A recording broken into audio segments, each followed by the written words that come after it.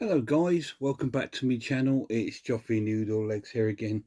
Today I'm going to be going through an unboxing of a box set that I've been after for a while. Before we go into that, I've got a few pickups that I've got over the last few days. I just wanted to show you a few films I've managed to pick up. This one's a part of my Italian collection. This is a a Blade in the Dark. This is an okay film. It's not one of the better Italian horror films, but it's okay. It's got that sort of giallo feel to it. It's about a musician who creates music, and it's sort of like people getting bumped off. But what I don't like about the film is it's all sort of based in one house, and it doesn't really venture anywhere else from that house. So it's okay. It's an enjoyable film, but I'm glad to have it in the collection.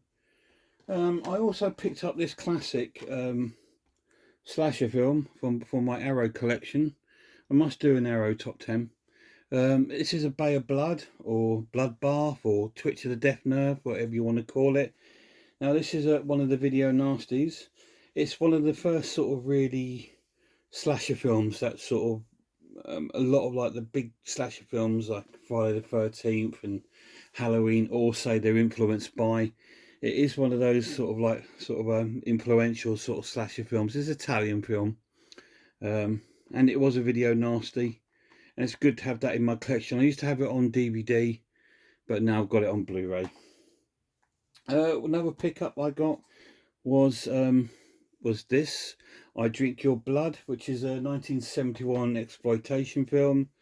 It's pretty much about a bunch of hippies that go into this town. They sort of I think they sort of attack and assault a local girl.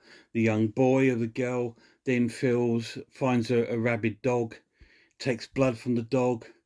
He puts the blood from the dog into pies, which he gives to the hippies, and they all end up with rabies. And then all the locals end up with rabies. It's quite before its time, really, and it's quite an uncomfortable film. It's got a bit of gore in there. It's quite good. It is of its time. Like I said, it doesn't stand up to today's films, but for 1971, it's a really, really good exploitation film. So that gets us on to my main part of this video, which is this box set. This is the Herschel Gordon Lewis Feast box set. Now, if you've never heard of Herschel Gordon Lewis, he is a 1960s, 1970s film director that made loads of grindhouse exploitation films, and he is known as the Godfather of gore because his films were the first sort of real gore films. So without his films, you would not have the splatter films we've got today. So I'm really glad to have got this in my collection. It's a really, really nice set. There is a limited edition one, but unfortunately I couldn't pick that one up. There is about, but it tends to go for silly money.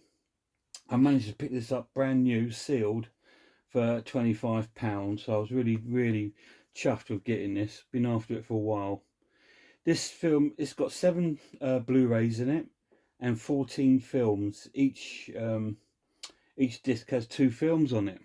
So I'll give you a little look inside the box set. So we start here. The first disc here, the first one there, called Blood Feast. So I opened the box there. Blood Feast is the well-known sort of film of his. It was a video nasty, and it was like on this, and it has got quite a bit of gore.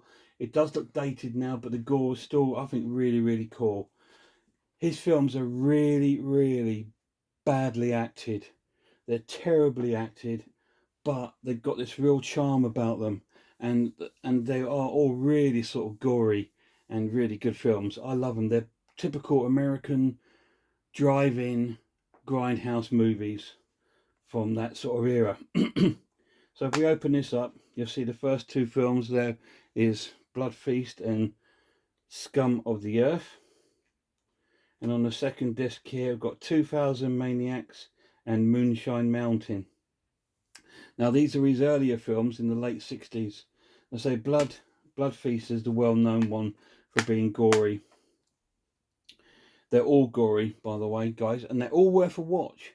They're all really good. They're very cheesy. They're all laughable, but they're all really good. I love these films, especially Blood Feast. This one's called Colour Me Blood Red. So what we've got in here, we've got Colour Me Blood Red and Something Weird, The Gruesome Twosome, and A Taste of Blood. I remember The Gruesome Twosome. I really enjoyed that film as well. Very, very gory. But so was 2000 Maniacs. That's really gory too. The last disc has The Wizard of Gore on the cover. Inside here they've got She Devils on Wheels and Just for the Hell of It, How to Make a Doll, The Wizard of Gore, The Gore Girls, and This Stuff Will Kill You. So there you go, we got sort of like 14 movies on 7 discs, and these are absolutely ram-packed with special features, lots of interviews with Herschel, and there's a documentary on there called The Godfather of Gore, because like I said, he was the first one that made sort of any sort of splatter films. These are all splatter films. They're all exploitation films. So if you want to know what exploitation is, it basically means pushing the boundaries on sex, race, violence. That's what an exploitation film is. It pushes the boundary on all those. And for the 1960s and 70s, these really did do it. So it's really cool to have these in my collection. To be honest, I'm really chuffed to have this box set. Absolutely amazing. Really, really cool. So if you get a chance to see any of his films, I recommend you starting with Blood Feast, and then 2000 Maniacs, and then probably I would go with The Gruesome Twosome for your first 3. But all of them are great films. They're that bad that they're good. You know, you get films that are so bad that they're actually good. Like the Troll films. Troll 2 is renowned for being really, really bad, but now it's like got a huge cult following because it's that bad. So that's that. There we go. So that's all I wanted to show you today. But before I do go, I received some stickers this week from my dear friend and legend. So let me get them out of the envelope, guys, so I can show you them. Yeah, I've got some stickers this week from a dear friend of mine. His name is Russell, and that's a sticker of his channel.